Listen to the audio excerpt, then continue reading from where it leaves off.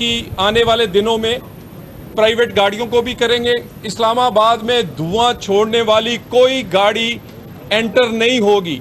अगर होगी जुर्माना होगा, गाड़ियां बंद होंगी, उनको सख्त कानून के मुताबिक कार्रवाई की जाएगी और उसका आगाज हमने अपने घर से सरकारी गाड़ियां चेक करने के बाद शुरू किया है। मैं एक दफ़ा फिर वज़ीर आला पंजाब और पंजाब हुकूमत का शुक्रिया अदा करता हूं कि उन्होंने हमें इक्विपमेंट, अपनी टीम इस्लामाबाद इंतज़ामिया के हवाले की है, भेजी है, और ताकि हम इस काम का आगाज़ कर सकें। बहुत शुक्रिया, बहुत मेहरबानी। चौधरी साहब, ये बताइएगा कि आज छठा दिन है, डिप्लोमेटिक इनक्लेव में पानी जमा हुआ है और सेरिना टू वर्ल्ड मरी जाने वाला जो रास्ता है, 4 एम्बेसियों के जो सफ़ीर हैं उन्होंने वज़ीर आज़म से रब्ता किया है कि बारिश का पानी अभी तक नहीं निकाला जा सका।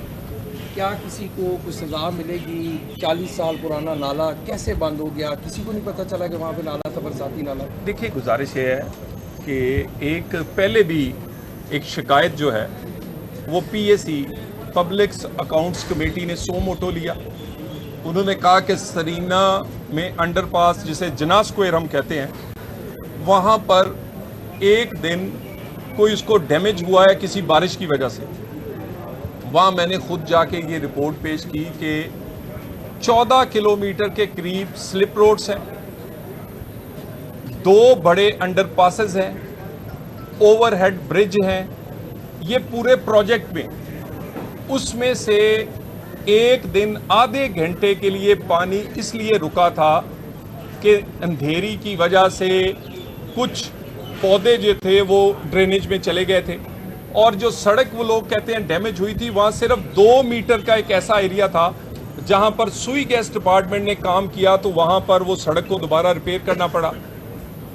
ये प्रोजेक्ट ना सिर्फ कलील मुद्दत में, रिकॉर्ड मुद्दत में कंप्लीट किया गया, लेकिन सिर्फ कंप्लीट नहीं किया गया, क्वालिटी से कंप्लीट किया गया। क्वालिटी से नहीं, कंपटीशन और कॉस्ट कम करके कोई 300 मिलियन से जायद पैसे बचा के कंप्लीट किया गया। इसने इस्लामाबाद की खूबसूरती में नहीं, बल्कि वहां पर हमारा जो डिप्लोमेटिक एनक्लेव था, हमारे वो जो एक रेड जोन था, उसमें जो ट्रैफिक का इशू था, उसको हमेशा के लिए सॉल्व किया। ये वाला जो इशू आप कह रहे हैं, ये इसकी शिकायत एम्बेसी वाली मिली थी। देखिए, हर चीज को हम इस प्रोजेक्ट से नहीं जोड़ सकते।